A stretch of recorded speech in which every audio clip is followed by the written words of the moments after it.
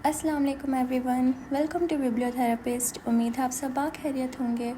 आपके लिए पेश खिदमत है कस्वा अस्कलम दुआ फ़ातिमा, एपिसोड 26। 20 नवंबर 2024 रात 11 बजे। शुरू हुई वो रात जिसका था बेसब्री से इंतज़ार।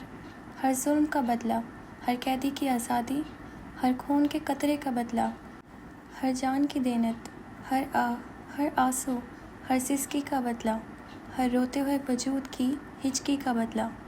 रात अंधेर और तारीक थी। हर सू अजीब वहशतनाक सी खामोशी थी। कहीं से भी झिंगूर की सरगोशी के अलावा कोई और आवाज़ न आती थी। चांद आज पूरा था और हर सू अपनी रोशनी बिखेरने के बावजूद कश्मीर की सरजमीन के इस हिस्से को पूरी तरह रोशन करने में नाकाम हो रहा था। आज जंग थी, आज वो रात थी जिसका इंतज़ार इस चुने हुए शख्स ने पूरा 1 साल किया था।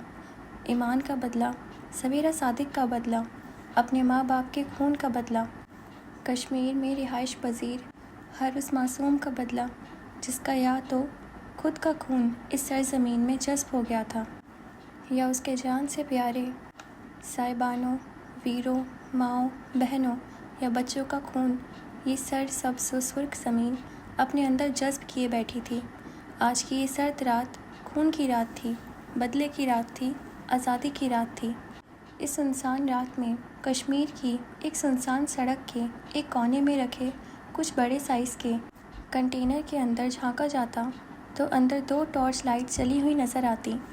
अगर उनमें से एक टॉर्च लाइट की रोशनी के हाले में देखा जाता तो सैयद मुस्तफ़ा साहले का दमकता चेहरा नज़र आता।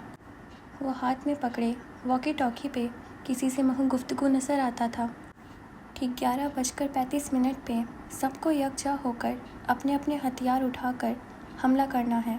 वैसे तो मैं आप सब के साथ कनेक्टेड रहूँगा, लेकिन अगर मैं ना भी कहूँ तो भी आप सब ने हमला कर देना है। मेरे ऑर्डर का इंतज़ार कोई नहीं करेगा। वो अपनी मुतवज़्ज़न आवाज़ में कह रहा था और कहने के साथ ही उसने अपना मुंह वॉकी टॉकी के ज़रा करीब किया और कहा, आबिर, आई रिपीट अगेन, जो जहाँ है वहीं से हमला कर दे। कोई भारतीय फ़ौजी बचना नहीं चाहिए। हथियारों पर जब तक ज़रूरत हो साइलेंसर लगाएं। जब हालात कंट्रोल में हो तो भले ही साइलेंसर हटा दें। ये कहकर उसने सामने टॉर्च लाइट के दूसरे हाले में देखा और धीमा सा मुस्कुराया। हुमायूं भी हल्का सा मुस्कुरा कर दूसरी जानिब आंखें फेर गया। वो उससे ज़्यादा मुस्तफ़ा के चेहरे को देखता था तो आंखें दुखने लगती थीं, दिल जलने लगता था। और हुमायूं सदीक शाह जलने और हसद करने वालों में से हरगिज़ नहीं था। मुस्तफ़ा ने कान में लगे आले को दबाया और खोया हुआ, commanders and measures, I repeat again, सब अपनी मौजूदगी कंफर्म करें। Active sir. एक के बाद एक आवाज़ें कान में गूंजने लगी थीं। सब अपनी जान लगाने पड़े तो जान लगा देना, जो भी लुटाना पड़े लुटा देना। हमारा मकसद मुक़द्दस है, आज़ादी कुर्बानी मांगती है और हम मुजाहिद हैं, इस्लाम के सिपाही, इस्लाम को डिफ़ेंड करने वाले, और हम आखिरी सांस तक अपने मकसद से वफ़ा करेंगे इंशाअल्लाह। वो कह रहा था और कश्मीर के कोने कोने में फैले इस मकसद के सिपाही और इस्लाम के मुजाहिद उसे दम साधे सुनते इंशाअल्लाह दोहरा रहे थे। सबका मसला एक था, खुदा एक था और कुरान भी एक था, और अब वो सब जान भी एक थे। दूसरी जानिब अपने अपने घरों में पुरसुकून नींद सोने वाले कुछ मुसलमान और कुछ मोमिनीन ऐसे भी थे जो उस एक के ज़ुमरे में शायद नहीं आते थे, मगर मकसद और जिहाद को उससे फ़र्क नहीं पड़ता था और ना ही पड़ सकता था। मैं फिर दोहरा रहा हूँ, कोई नहीं बचना चाहिए। हाँ, जो खुद हाथ ऊपर करके सरेंडर कर दे तो आप उसे बांध कर कोने में छोड़ देंगे। और याद रखें, उनकी जान आपकी ज़िम्मेदारी हरगिज़ नहीं है। आपकी ज़िम्मेदारी महज मुसलमानों की जान है, कश्मीरों की जान है। वो अपने असली मुतवज़्ज़न लहज़े और अंदाज़ में कह रहा था, कोई मकसद से हटेगा नहीं। जहन सिर्फ़ एक चीज़ पे फोकस्ड होना चाहिए कि कश्मीर को आज़ाद कराना है, और इसके लिए दिल और जान जो लुटाना पड़े लुटा दो। ये कहकर उसने आला दोबारा बंद किया और हाथ में बंधी घड़ी देखी। घड़ी 11:06 बजा रही थी। کچھ دیر ایک گہری نامحسوس سی خاموشی چھائی رہی تھی. پھر اس خاموشی میں خلل ہمایوں کی گمبھیر سی آواز نے ڈالا تھا. ٹھیک 11:28 پر ہمیں وکرم سنگھ کا کام تمام کرنا ہے. حملے سے پہلے. وہ مصطفیٰ کو نہیں دیکھ رہا تھا. نظریں جھکائے اپنے پیروں کو دیکھتا جا رہا تھا. بہتر. مصطفیٰ نے اتفاقہ ہولے سے سر ہلایا. ہمایوں، میں ذرا جہانگیر بابا کو بتا دوں؟ کہتے ہوئے وہ اٹھ کھڑا ہوا. موبائل جیب سے نکال کر کنٹینر سے باہر نکل آیا. کنٹینر سے ٹیک لگائے وہ موبائل کان سے لگائے کھڑا تھا. 4-5 گھنٹیوں کے بعد فون اٹھا لیا گیا تھا. کب اسٹارٹ ہوگا؟ سلام کے فوراً بعد جہانگیر نے سیدھا یہ سوال کیا تھا. 11:35. اس نے جواب دے کر گھڑی کو دیکھا تو گھڑی 11:10 بجا رہی تھی. بابا، سمل سے بات کروا دیں، اس نے ہلکے سے کہا تو اگلی جانب جہانگیر کچھ پل خاموش رہنے کے بعد رکو کہہ کر سمل کے کمرے کی طرف بڑھے تھے. دروازہ کھٹکھٹانے کے بعد کھولا تو وہ بیڈ پہ دراز نظر آئی.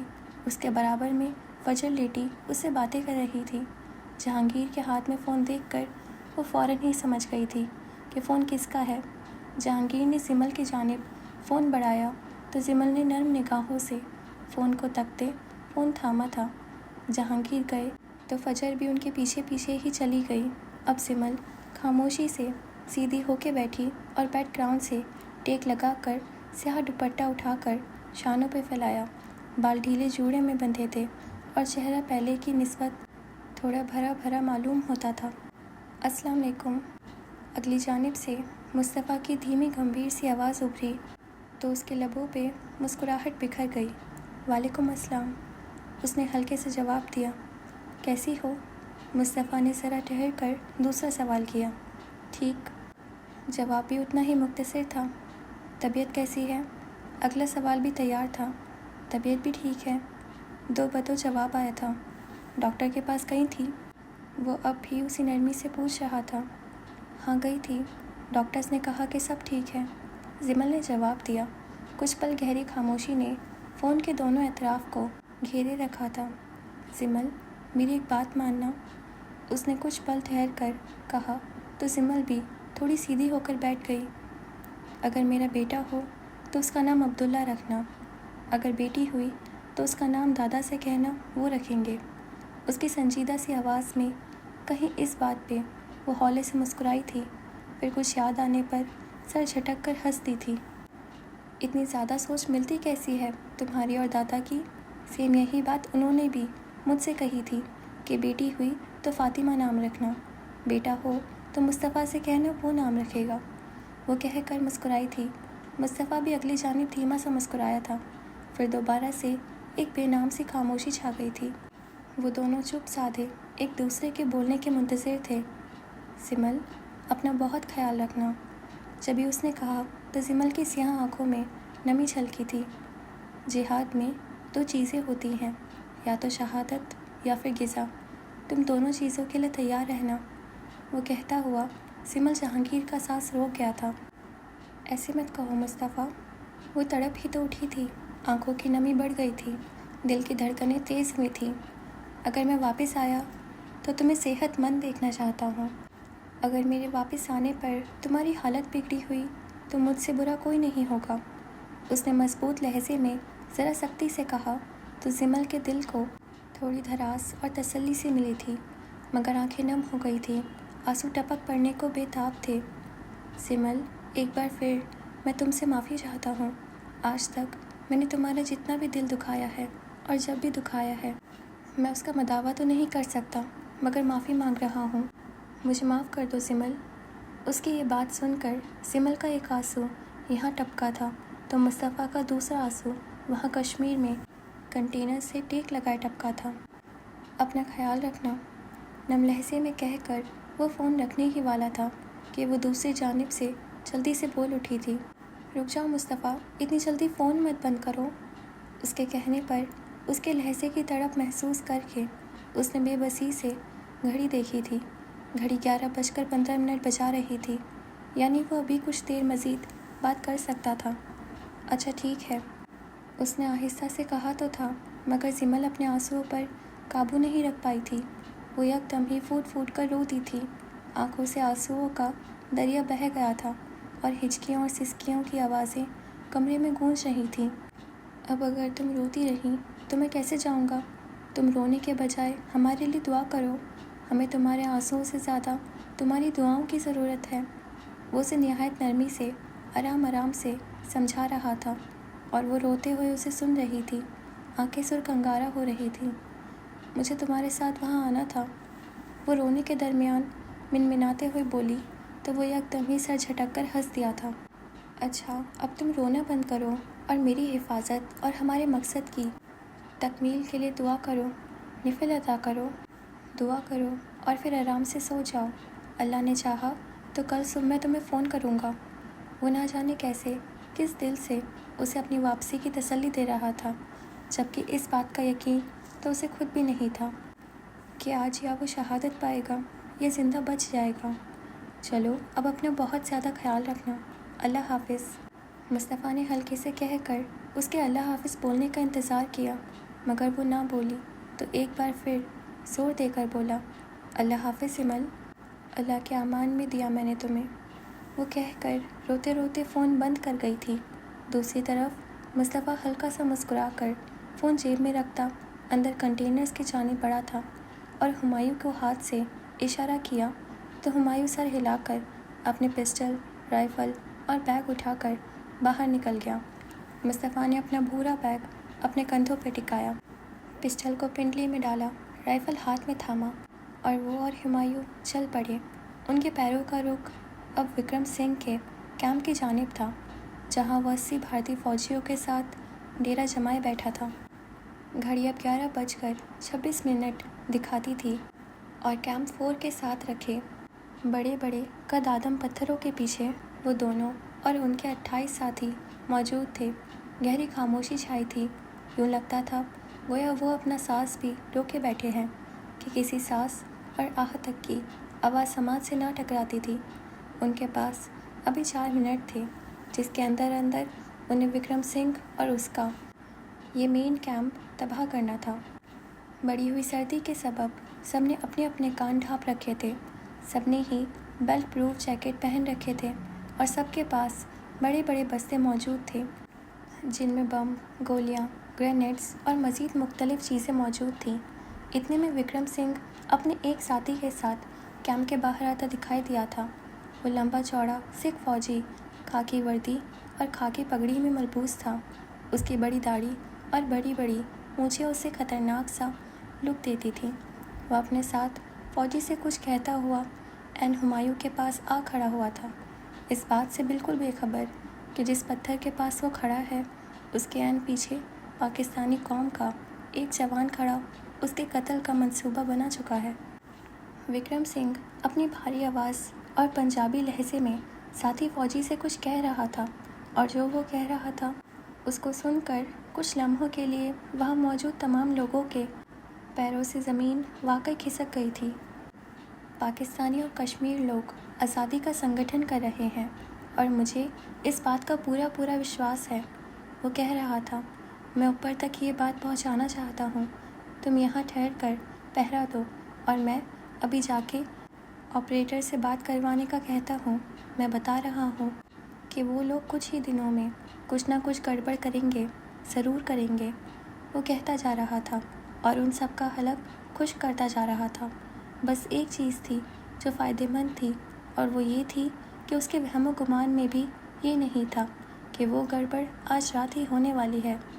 हुमायूं ने मुस्तफ़ा को इशारा किया तो मुस्तफ़ा ने बाकी सबकी तरफ देखकर 2 उंगलियों से इशारा करते हुए आखिर में खड़े 2 लोग को ऑपरेटर के कमरे में जाने का इशारा किया। ये ऑपरेटर ख़त्म हो जाता तो आगे फ़िलहाल खबर न पहुंचती। वो दोनों लोग सर हिलाकर छोटे छोटे खामोश कदम उठाते दाएं जानिब कायम ऑपरेटर के कैंप की तरफ बढ़ने लगे। दूसरी जानिब 27 मिनट घड़ी पे ज्यों हुए मुस्तफ़ा ने अपनी पिस्तौल का निशाना विक्रम सिंह के माथे की जानिब किया, जबकि हुमायूं ने अपने पिस्तौल का निशाना दूसरे साथी की पेशानी की जानिब किया। दोनों की ही पिस्तौलों पर साइलेंसर लगा था। सेकंड्स गुजरते जा रहे थे और वो दोनों ही अपनी अपनी घड़ियों की तरफ देख रहे थे। ज्यों ही घड़ी पे 28 मिनट हुए, दोनों का हाथ ट्रिगर पे दबा था और दोनों के पिस्तौलों से गोलियां तेज़ी से निकलकर विक्रम सिंह और साथी के माथों पे एक झटके से पेवस्त हो गई थी। एक झटका लगा था और वो दोनों आदमी अपने पूरे कद के साथ ज़मीन बोस हो गए थे। मुस्तफ़ा के जिस्म में जैसे एक इत्मीनान सा उतरा था और उसने सुकून से आंखें बंद करके एक गहरा सांस फिज़ा के सुपुर्द किया था। ईमान सादिक का मुर्दा बेरंग सा चेहरा उसकी आंखों के सामने आया था और कर्ब मज़ीद बढ़ गया था। बदले का वक्त आन पहुंचा था और किसा का भी। दूसरी जानिब रोहन प्रेम के कैंप 15 के बाहर खड़े आबिर और जाहिद वहाँ मज़ीद 100 लोगों के साथ मौजूद थे। घड़ी 11:30 बजा रही थी। रोहन प्रेम की पेशानी आबिर जहांगीर की पिस्टल के निशाने पर थी। सिर्फ ट्रिगर दबाने की देर थी जब आबिर ने अपने कान में लगे आले को दबाया था। आबिर जहांगीर, विक्रम सिंह इज़ डाउन। मुस्तफ़ा की मुतवज़्ज़िन, गंभीर, इत्मीनानियत भरी आवाज़ उसके कान में गूंजी तो उसके लबों पर बेख्तियार ही एक मुस्कुराहट दर आई थी। उसने निगाहें उठाकर जाहिद को देखा था और आंख का इशारा किया था। जाहिद ने भी मुस्कुराकर सर हिलाया था और बाकी सब को इशारा किया तो सब ने कानों में लगे आले खोल दिए। अब के आबिर ने न आँव देखा न ताव, ट्रिगर ज़ोर से दबाया तो अगले ही लम्हे पिस्टल से एक झटके से गोली निकलकर बिजली की रफ्तार से रोहन प्रेम के माथे पे पेवस्त हो गई थी। अगले ही लम्हे जाहिद का ट्रिगर दबा था और उसकी गोली रोहन प्रेम के साथी के माथे पे पेवस्त हो गई थी। उसी पल कुछ और लोगों ने भी ट्रिगर दबाए थे और वहाँ खड़े चंद मज़ीद लोगों ने भी एक आखिरी सांस ली थी। फ़ौजी फैमिली से ताल्लुक़ के बायस आबिर और जाहिद को बचपन से ही हर तरह की गन चलाने का तजुर्बा था। इसके अलावा आबिर 3 साल फ़ौज में भी सर्व कर चुका था। इनके साथ साथ सिमल ने भी अब पिस्टल वगैरह चलाना सीख लिया था। अगर वो आ सकती तो अभी वो भी अपनी लड़की होने का सोचे बगैर वहाँ इस वक्त मौजूद होती और शाना बाशाना लड़ रही होती। उन लोगों ने आहिस्ता आहिस्ता सबको मारना शुरू किया। अभी तक 11:35 नहीं हुए थे मगर 4 कैंप्स तबाह भी किए जा चुके थे। इस वक्त कश्मीर के तकरीबन तमाम कैंप्स के बाहर मुजाहिदीन मौजूद थे। वो लड़ रहे थे और लड़ने ही तो आए थे। रात के इस पहर वो बड़ा आलीशान महल नुमा घर अंधेर पड़ा था जिसके एक कमरे में इस वक्त इब्राहिम लगारी अपनी आहलिया ज़ैनब इब्राहिम के साथ सोए हुए थे। उनके बराबर वाले कमरे में उनका बड़ा बेटा तलहा इब्राहिम था, जबकि उसके बराबर वाले कमरे में उनकी बड़ी बेटी ज़ीनत इब्राहिम थी। घर के ऊपर वाले पोर्शन में उनके बाकी के 2 बच्चे रोहा इब्राहिम और ज़ावियार इब्राहिम अपने अपने कमरों में सो रहे थे। इब्राहिम लगारी बाई हाथ की करवट से सोए हुए थे। कमरे में गहरी खामोशी का राज था। जब ही साइड टेबल पर पड़ा उनका फ़ोन चिंघाड़ा था। वो बादिक्कत आंखें खोलते हुए उठ बैठे और साइड टेबल से अपना फ़ोन उठाने लगे। फ़ोन की स्क्रीन पे जगमग करता सिकंदर शाह का नाम उनको उठ बैठने पर मजबूर कर गया था। वो कॉल पिक करके फ़ोन कान से लगाते हुए सलाम करने लगे थे। इब्राहिम साहब, क्या आप मेरे बच्चों की मदद करेंगे? उनका सलाम सुनकर कोई जवाब न दिया गया था। बस सिकंदर शाह अजीब लहजे में पूछ रहे थे, जिस पर इब्राहिम लगारी का सर वाकई कुछ पल के लिए चकरा गया था। आप क्या कह रहे हैं सिकंदर साहब? सब खैर तो है ना? वो कहते हुए उठ खड़े हुए थे और खिड़की के साथ जाकर खड़े हो गए। चेहरे पर अस्तराब के साथ साथ नासमझी भी छाई हुई थी। कश्मीर को मेरे बच्चों के साथ साथ आपकी भी ज़रूरत है इब्राहिम साहब। सिकंदर शाह ने कहा ही था कि एक और कॉल आने लगी। आर्मी चीफ ओवैस मुकर्रम का नाम स्क्रीन पे जगमगाने लगा तो उनको किसी खतरे का अलार्म बजता महसूस हुआ।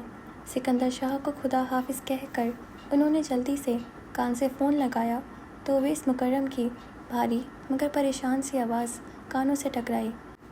Kashmir has revolted sir, Owais कह रहे थे। उनकी बात सुनकर इब्राहिम लगारी कुछ पल के लिए वाकई कुछ भी बोलने के काबिल न रहे थे, मगर जहन ने ये सब प्रोसेस किया तो उनके लब यकदम ही सीध में बंद हो गए। जहन में सिकंदर शाह की कुछ दिन पहले कही गई चंद बातें गूंजने लगी थीं। इब्राहिम साहब, आप कश्मीर के आज़ाद होने के हक़ में हैं। میرے خیال سے اب کشمیر کے لیے کچھ کرنا چاہیے ہمیں۔ میرا پوتا کشمیر میں رہتا ہے۔ ابراہیم صاحب نے آنکھیں موند کر کھڑکی کے بند شیشے پہ ہتھیلی جما کر ایک گہرا سانس لیا تھا۔ سر، کیا ہمیں کوئی ایکشن لینا ہے؟ اویس مکرم کی آواز ایک بار پھر کانوں سے ٹکرائی تو ابراہیم لغاری کا ذہن فیصلہ لے چکا تھا۔ ہیلپ دیم، ان کی مدد کرو۔ انہوں نے محض یہ دو الفاظ زبان سے ادا کیے تھے کہ دوسری جانب پاکستانی آرمی کے بہت سے جنگی طیاروں، ہیلی کاپٹرز اور میزائلوں کو تیار کروا دیا گیا تھا۔ اصل جنگ شروع ہو چکی تھی۔ یہ برابری کی جنگ تھی، کیونکہ پاکستان کا وزیر اعظم امریکہ کی کٹ پتلی نہ تھا۔ وہ اپنی مرضی کا مالک، اپنے ملک اور مسلمانوں کے لیے اچھا سوچنے والا تھا۔ آتے کے ساتھ آرمی چیف کو بدلنے کا فیصلہ اچھا ثابت ہو رہا تھا۔ فوج کے بغیر وہ کچھ نہ تھا، اور فی الحال اس نے فوج کو ہی اپنے ہاتھ میں لے لیا تھا۔ قصر شاہ کے سارے کمروں کی بتیاں جلی نظر آ رہی تھیں۔ وہ سب ہی اس وقت نمازیں پڑھنے اور دعائیں مانگنے میں مصروف تھے۔ ایسے وقت میں اگر سمل کے کمرے میں جایا جاتا تو وہ بیڈ پہ بیٹھی تسبیح پڑھتی ہوئی نظر آتی، اپنا کچھ دیر پہلے والا ہی سیاہ دوپٹہ چہرے کے گرد باندھے۔ وہ مسلسل لب ہلائے کچھ پڑھتی جا رہی تھی۔ دل کی دھڑکنیں بھی غیر متوازن تھیں، آنکھیں ضبط سے سرخ پڑ رہی تھیں۔ آنکھیں موند کر اس نے بیڈ گراؤنڈ سے ٹیک لگایا تو 8 مہینے پہلے کا منظر اس کی آنکھوں کے گرد گھوم گیا۔ وہ فجر اور عابر کے نکاح کا دن تھا۔ نکاح اٹینڈ کر کے وہ اور مصطفیٰ دونوں ایئرپورٹ پہنچ گئے تھے۔ ان دونوں کی آج فلائٹ تھی۔ وہ دونوں سوات جا رہے تھے۔ اس وقت وہ دونوں جہاز میں بیٹھے ایک دوسرے سے ہر تھوڑی دیر میں کچھ کہتے نظر آ رہے تھے۔ چہرے کے گرد ہلکے سرمئی رنگ کا اسکارف لپیٹے وہ سرمئی لانگ شرٹ اور پاجامے کے ساتھ بہت اچھی لگ رہی تھی۔ لبوں پہ طمانینت بھری مسکراہٹ تھی۔ سمل، تمہیں پتہ ہے میرے بابا کیا کہا کرتے تھے؟ جب ہی مصطفیٰ نے اس کو دیکھ کر نرمی سے پوچھا تو وہ مسکرا کر سر نفی میں ہلانے لگی۔ وہ مسکرا کر کچھ قریب ہو کر بیٹھا تھا۔ وہ سر موڑے دلچسپی سے اسے دیکھتے اس کی بات کرنے کی منتظر تھی۔ وہ کہتے تھے کہ کشمیر ان کا پہلا عشق ہے۔ تم جانتی ہو، ان کو کشمیر سے بے حد محبت تھی۔ کشمیر کی خوبصورتی دیکھتے تو گھنٹوں اس کے شہر میں جکڑے ہوئے گزار دیا کرتے تھے۔ وہ اسی نرم مسکراہٹ اور متوازن لہجے میں کہتا اسے بہت زیادہ اچھا لگا تھا۔ وہ بے اختیار ہی اپنی قسمت پہ رشک کر کے مسکراتی تھی۔ جہاز میں اور کون کون تھا، وہ سب تو جیسے پس منظر میں چلا گیا تھا۔ پیچھے باقی رہ گیا تھا تو صرف اور صرف مصطفیٰ صالح اور اس کی باتیں۔ کیا ہوا؟ اس کی گہری ہوتی مسکراہٹ نوٹ کر کے بے اختیار مصطفیٰ نے آنکھیں سکیڑی تھیں۔ رشک کر رہی ہوں، سمل نے بھی مزے سے مزید گہری مسکراہٹ کے ساتھ جواب دیا تھا۔ مصطفیٰ نے بے اختیار امڑ کر آتی مسکراہٹ روکی تھی۔ ابرو ہلکی سی اٹھا کر اسے سوالیہ نگاہوں سے دیکھا تھا۔ کس پہ؟ تم پہ؟ دو بدو جواب آیا تھا۔ وہ کچھ پل کے لیے واقعی ٹھہر گیا تھا۔ بے اختیار ہی اسے ایمان صادق یاد آئی تھی۔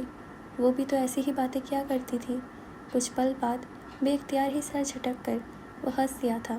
سر نفی میں ہلاتا وہ اسے ہمیشہ کی طرح ہی بہت اچھا لگ رہا تھا۔ پھر ہنسی روک کر اس نے آنکھیں اٹھا کر اسے دیکھا۔ سنہری آنکھوں کو اس کے چہرے پہ جمائے وہ بہت دلچسپی سے اسے دیکھنے لگا تھا۔ اب تمہیں کیا ہے؟ اس کی نظروں سے تنگ آ کر سمل نے اس کو تنک کر دیکھا تھا۔ مصطفیٰ پھر سے سر جھٹک کر ہنس دیا تھا۔ سوچ رہا ہوں، اس نے تھوڑی تلے انگلی رکھ کر بہت دلچسپی سے کہا تو سمل نے ایک ابرو اسی کے انداز میں اچکائی۔ کیا سوچ رہے ہو؟ یہی کہ اگر ہماری بیٹی ہوئی تو وہ کیسی ہوگی؟ اس نے مزے سے کہا تو سمل نے بے نیازی سے شانے اچکائے تھے۔ پھر ایک ادا سے اندیکھی گرد شانوں پہ سے جھاڑ کر اسے دیکھا تھا۔ ظاہر ہے میری ہی طرح خوبصورت ہوگی نا؟ اس نے کہا تو مصطفیٰ جیسا افسوس سے سر نفی میں ہلانے لگا۔ کتنا غرور ہے تم میں، وہ بولا تو سمل کھلکھلا دی۔ پھر شانے اکڑا کر اسے دیکھا تو کیا نہیں ہونا چاہیے؟ کیا مان تھا اس کے لہجے، اس کی آنکھوں میں وہ مسکرا دیا تھا۔ نہیں ہونا تو چاہیے، جچتا ہے تم پر غرور، اس نے نرمی سے اسے دیکھتے ہوئے جواب دیا تو سمل لب شرم کے سے انداز میں دباتی سر اور نگاہیں جھکا کر مسکراتی۔ او گاڈ، تم بھی نا؟ وہ اب کے ذرا مزید شرمندگی سے بولی تو وہ سر جھٹک کر ہنسا، چہرہ موڑ گیا۔ سمل بھی ہنستی تھی۔ ویسے ایک بات تو بتاؤ۔ اچانک ہی کچھ دلچسپی سے سیٹ کے ہتھے سے اپنی کوہنی ٹکا کر اس نے دلچسپی سے اسے دیکھ کر پوچھا تو سمل بھی پوری طرح سے اس کی جانب متوجہ ہوئی۔ پوچھو، اجازت دی گئی۔ تم نے اسکارف کیوں لینا شروع کیا؟ اس کی آنکھوں میں واضح تجسس تھا۔ سمل کے لب مسکراہٹ میں ڈھلتے چلے گئے تھے۔ قرآن پڑھا تھا، امپلیمنٹ کر رہی ہوں نا، اس نے جواب دیا تو مصطفیٰ سمجھ کر سر ہلانے لگا، مگر اس کی بات ابھی بھی ختم نہیں ہوئی تھی۔ وہ اب بھی کہہ رہی تھی، قرآن پڑھ کر اس میں عمل ہی نہ کرے تو پڑھنے اور نہ پڑھنے والے میں فرق ہی کیا رہ گیا؟ مصطفیٰ نے سمجھ کر سر ہلایا تھا، پھر دھیرے سے مسکرا کر اسے دیکھا، جس کا چہرہ حجاب کے حالے میں خاصا پیارا لگ رہا تھا۔ اچھی لگ رہی ہو، اس نے یوں ہی کہا تو وہ مزید مسکرا دی۔ تم بھی، کہا تو وہ بھی دھیرے سے مسکرا دیا۔ سمل، فجر کی آواز پہ وہ یکدم ہی خیالوں سے واپس آئی تھی۔ ہلکے گلابی رنگ کا جوڑا پہنے، چہرے کے گرد نماز کے سی انداز میں ہم رنگ دوپٹہ باندھے، وہ سفید پڑتے چہرے کے ساتھ حواس فاقدہ سی اس کے پلنگ کے پاس کھڑی اسے دیکھ رہی تھی۔ اس کا چہرہ دیکھ کر سمل کو بے ساختہ ہی کسی انہونی کا احساس ہوا تھا۔ وہ یکدم ہی سیدھی ہو بیٹھی تھی۔ جاہد کو گولی لگ گئی ہے، ان اگلے الفاظ نے اس کے کانوں میں گویا سور پھونکا تھا۔ دل کی دھڑکن جیسے مس ہوئی تھی اور وہ پھٹی پھٹی نگاہوں کے ساتھ آنکھوں میں شوق لیے اسے دیکھ رہی تھی۔ بستر سے اٹھنے کی ہمت تک نہ ہوئی تھی۔ یہ کیا کہہ رہی ہو تم؟ بمشکل اٹک اٹک کر اس نے بے یقینی سے کپکپاتی آواز میں کہا تو فجر یکدم ہی پھوٹ پھوٹ کر روتے ہوئے اس کے پلنگ پہ بیٹھ کر اس کے گلے سے آ لگی۔ وہ منہ شوق سے کھولے نم آنکھوں کے ساتھ سکتے میں گھری بیٹھی رہ گئی تھی۔ عابر کا بھی فون آیا ہے، جاہد کو گولی لگی ہے، وہ لوگ بہت پریشان ہیں، فجر روتے ہوئے مزید کہہ رہی تھی۔ چاچی کو بھی نہیں بتانا، بابا نے منع کیا ہے، وہ راستے میں ہی تھے جب خبر پہنچی تھی ان تک، وہ بس وہاں پہنچنے ہی والے ہیں۔ سمل کی آنکھوں کے سامنے جاہد جہانگیر کا ہنستا مسکراتا چہرہ لہرایا تو یکدم ہی آنسو لڑیوں کی سی صورت پلکوں کی باڑ کو توڑتے گالوں پر بہنے لگے تھے۔ وہ بھی یقینی اور شوق کی کیفیت میں گری سرنفی میں ہلاتی فجر کے گرد بازو باندھے یکدم ہی پھوٹ پھوٹ کر رونے لگی تھی۔ ایسا کیسے ہو سکتا تھا؟ جاہد کو گولی کیسے لگ سکتی تھی؟ سمل کو تو ہمیشہ وہ مصیبت پروف لگا کرتا تھا، تو اس پر یہ مصیبت کیسے آ گئی تھی؟ اوکے فرینڈز، آج کے لیے بس اتنا ہی، باقی پارٹ نیکسٹ ایپیسوڈ میں۔ تب تک کے لیے آپ ہمارے چینل کو سبسکرائب کر دیجیے اور ہمارے انسٹا اکاؤنٹ کو فالو کر لیجیے۔ خدا حافظ۔